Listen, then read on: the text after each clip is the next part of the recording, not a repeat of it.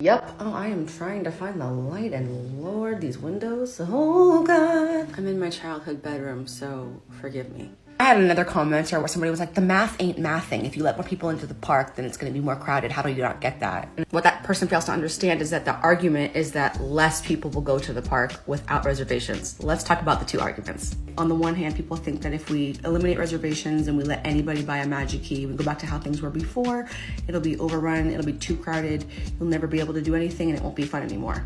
Then there's the other group of people that think like this and think actually reservations are creating a false sense of urgency and or making people feel pressure to go and stay all day, especially people who have less reservations with a smaller tiered pass. They almost feel like, well, I have to make these 2 reservations, and then when that day comes, they really feel compelled to honor them because they only get 2 reservations. So the logic says that if you're required to make the reservation, you probably are going more often than if you didn't have to in the first place.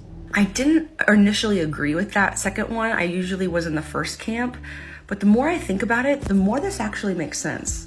When you create scarcity in any business, you create inflated demand for that thing.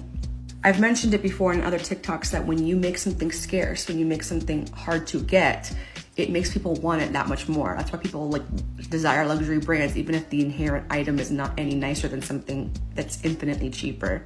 Same thing with reservations. The second that you make something a requirement, then not only do people feel the need to go maybe when they wouldn't have, but also they feel compelled to stay all day because it's their one of 2 reservations that they have, so they might as well make it worth it. So is that making it more crowded?